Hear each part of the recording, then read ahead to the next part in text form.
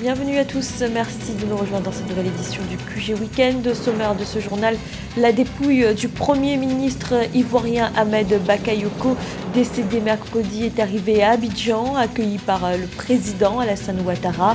Les obsèques doivent se tenir tout au long de cette semaine du 15 mars.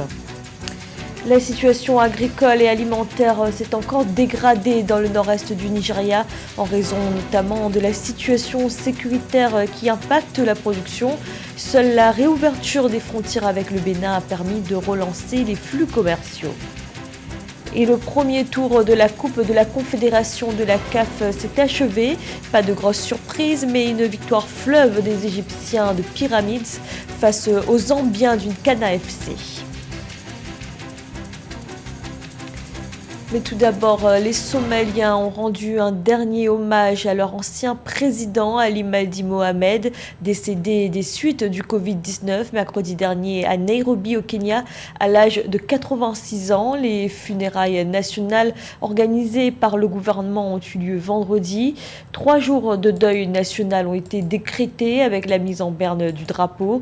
Ali Maldi Mohamed a été le 4e président de la Somalie au pouvoir de janvier 1991 à janvier 1997.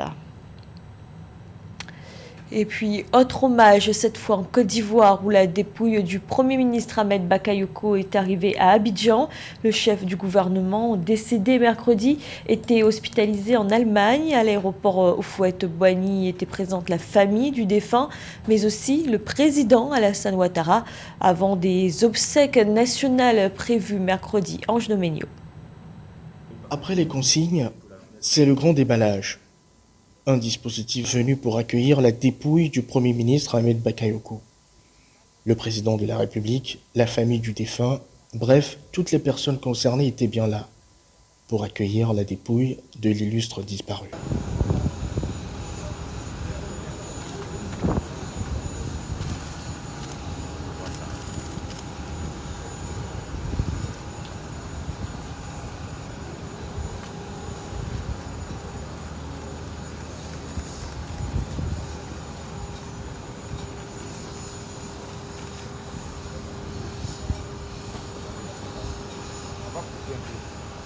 Les témoignages se multiplièrent à cet instant pour rendre hommage au géant d'Abobo. L'homme était connu pour sa simplicité et sa générosité à tout égard. Le Premier ministre Ahmed Bakayoko, il a grandi et il n'a jamais oublié qu'il a accompagné en grandissant. Et pour moi, c'est quelqu'un qui a cette capacité de parler à un moment donné à un jeune Abobo, à Yopougon, et à un autre moment à un chef d'État. Et je crois que c'est une perte irréplaçable pour tout le monde. Je retiens de lui un grand homme d'État qui aimait profondément la Côte d'Ivoire. J'ai l'habitude de lui dire qu'il avait la passion de la Côte d'Ivoire. Parce qu'au-delà du clivage politique, ce qui comptait pour lui, c'était d'être tous des Ivoiriens. Les obsèques du Premier ministre Ahmed Bakayoko vont se dérouler tout au long de la semaine, du 15 au 21 mars 2021. Une grande cérémonie d'hommage aura lieu ce jeudi 18 mars 2021 au stade d'Epimbe, 6 à Abidjan. Dans l'actualité également, un forum virtuel sur le thème « Faire des affaires » dans le cadre de la ZLECAf avait lieu du 8 au 12 mars, un événement qui a vu la participation d'universitaires, d'associations d'entreprises et de cabinets de conseil. Les discussions ont porté notamment sur le nouvel environnement des affaires qu'implique la zone de libre-échange continentale, les opportunités stratégiques, la diversification des entreprises, mais également les changements de paradigme d'investissement. Écoutez à ce propos David Ofosu-Dorté, avocat principal du cabinet. Eh bien, des événements comme celui-ci jouent un rôle important dans le sens où ils créent la prise de conscience et la sensibilisation nécessaire face aux problèmes qui découlent de la mise en œuvre de la zone de libre-échange. Et en particulier, cet événement se concentre sur ce que le secteur privé pourrait faire pour changer la dynamique de ce qui a été jusqu'à présent. La session particulière à laquelle j'ai participé a à voir avec le changement de paradigme. Son importance est motivée par le fait qu'elle contribue à faire de la CMTA une affaire de secteur privé au lieu d'une affaire de secteur public, de chef d'État, de résolution. Je considère donc qu'une telle réunion est très importante. 14 millions de dettes sur les comptes du Sénat en République démocratique du Congo. C'est en tout cas ce qu'affirme avoir découvert le nouveau président de la Chambre haute du Parlement, Modeste Bahati Lukwebo. Des chiffres consignés dans le rapport financier sur la trésorerie du Sénat présenté au président Félix Tshisekedi ce vendredi 12 mars.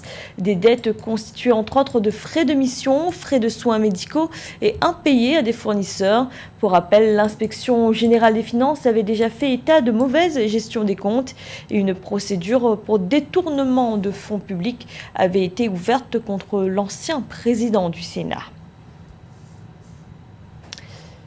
Deux nouvelles variétés de coton en Côte d'Ivoire conçues par le Centre national de recherche agricole, des variétés qui devraient apporter un meilleur rendement aux producteurs, mais également assurer une meilleure qualité de la fibre.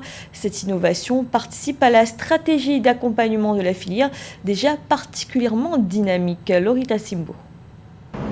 Le Centre national de recherche agricole de la Côte d'Ivoire vient de concevoir deux nouvelles variétés de coton au profit des producteurs. Dénommées CI 123 et CI 128, ces semences permettront, selon les autorités, d'améliorer non seulement le rendement de la fibre, mais aussi de renforcer son image de qualité sur le marché mondial. On sait que la Côte d'Ivoire a une production de coton qui est assez riche et assez variée. Et le fait de varier la culture de coton, ça peut amener à plus de diversité et de donner le choix à plus de consommateurs afin de pouvoir avoir accès à des produits qui soient variants et qui peuvent être appliqués à différentes coutures. Donc pour ma part, je pense que c'est l'aspect positif. En plus de cela, je pense que la productivité du coton viendra du fait d'augmenter le capital travail et surtout augmenter aussi les capitaux de production afin de pouvoir produire le coton de manière assez rapide et assez efficace pour pouvoir augmenter la productivité du coton. Cette innovation de la filière coton ivoirienne entre dans le cadre de la stratégie de l'exécutif visant à accompagner ce secteur qui a connu une progression fulgurante ces dernières années, atteignant plus de 490 000 tonnes en 2019-2020. Pour augmenter la production cotonnière, la Côte d'Ivoire doit se doter de nouveaux matériaux afin d'avoir des capitaux qui soient assez suffisants pour permettre d'augmenter la productivité, car on sait que c'est en amenant du capital,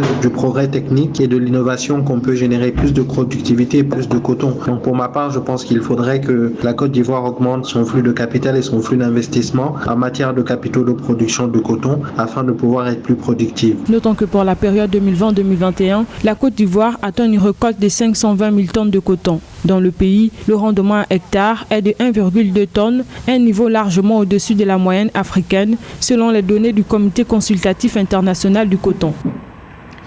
Le secteur agricole en difficulté en revanche au Nigeria, particulièrement dans le nord-est du pays où l'insécurité a des conséquences sur les niveaux de production. Les disponibilités alimentaires pour la population s'amenuisent. À noter toutefois que la réouverture des frontières avec le Bénin a permis de relancer les échanges commerciaux. Amenadi.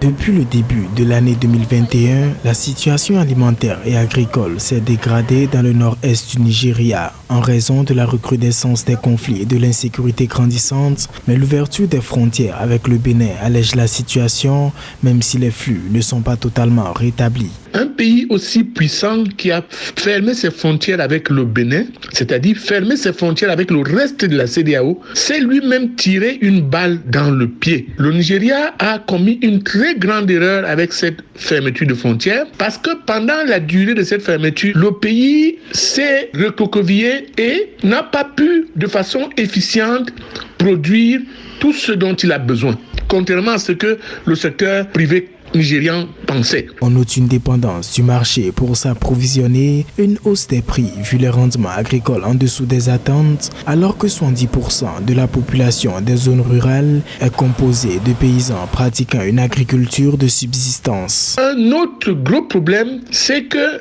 les rendements à l'hectare au Nigeria ne sont pas aussi élevés que les rendements à l'hectare chez les voisins. Les calculs ont démontré que 1 hectare de terre était capable d'offrir un emploi décent. Donc, ce qui fait que s'il y a 1000 hectares de terre, ça fait 1000 emplois. Et imaginez-vous, ça fait peut-être 10 000 familles à nourrir. Donc, le Nigeria doit réformer sa politique agraire visant à permettre aux jeunes et aux désœuvrés d'avoir accès à la terre pour que cette terre soit valorisée. Le Nigeria a de nombreuses possibilités de transformer son économie, en particulier dans le secteur agro-industriel. Des zones agro-industrielles spéciales pourraient favoriser le développement ainsi que l'emploi dans ce secteur. Mais l'insécurité pourrait dissuader les investisseurs étrangers, affaiblir l'économie nationale et freiner les perspectives de croissance économique. Au Rwanda, la campagne de vaccination contre le Covid-19 se poursuit à un rythme soutenu. Depuis le 5 mars, date du lancement de la campagne, plus de 250 000 personnes ont déjà reçu leur première dose. Le pays bénéficie de l'initiative COVAX, initiative mondiale destinée à garantir un accès au vaccin à tous les pays en développement. Dans ce cadre, 340 000 doses ont été reçues, principalement du laboratoire AstraZeneca, mais également du laboratoire Pfizer. Le vaccin Pfizer-BioNTech aux conditions de conservation très contraignantes que le Rwanda est le seul pays à administrer en Afrique. Du sport et la fin de la première journée de la Coupe de la Confédération de la CAF. Les Égyptiens du Pyramids FC se sont largement imposés face aux Zambiens d'une Cana FC sur un score de 3-0. Dans le reste des matchs, les résultats étaient plutôt attendus. Le récit de cette première journée avec José Douglas. Pas de grosse surprise à l'issue de la première journée de phase de groupe de la Coupe de la Confédération. Aucune victoire à l'extérieur, mais le tenant du titre, RS Berkane, a déjà posé sa griffe sur la compétition en s'imposant sur son terrain. Les Marocains ont donc battu les Zambiens du Napsa Sport 2-0. Voyons en détail maintenant l'ensemble des résultats. Groupe A, Enyamba, Bahali, Benghazi 2-1, tandis que le Sétif concédait le nul face à Orlando Pirates. Rappelons que le Sétif, finaliste de l'épreuve en 2019, a reçu Orlando Pirates au stade international d'Accra, au Ghana, en raison des risques liés aux variants sud-africains du Covid-19. L'entraîneur tunisien de Sétif se devait d'être prudent avant la rencontre. Dans ce genre d'épreuve, le plus important est de bien entamer la compétition en visant la victoire dès ce premier match, afin d'aborder la suite avec sérénité. Nous aurions aimé jouer chez nous. Les conditions seront difficiles, mais cela ne va pas nous empêcher de tout faire pour revenir avec un bon résultat. Et finalement, le match s'est soldé par un 0-0. En groupe B, la GS Kabylie et RS Berkane ont gagné sur leur terrain et respectivement face aux Camerounais de Coton Sport 1-0 et aux Zambiens de Napsa Sport 2-0. La GSK qui retrouvait une vieille connaissance, les Camerounais de Coton Sport qui connaissent parfaitement cette compétition. GSK voulait l'emporter. Coton Sport n'est plus à présenter. C'est une équipe qui a un long vécu en compétition africaine.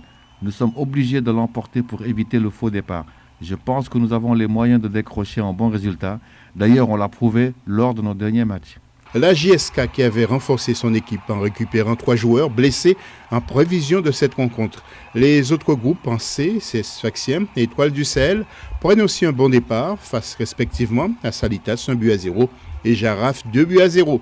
Et le groupe D avec Pyramids qui écrase d'entrée Cana FC, le club le plus titré de la Zambie 3-0. Et le Raja de Casablanca surprend les Tanzaniens de Namungo 1-0.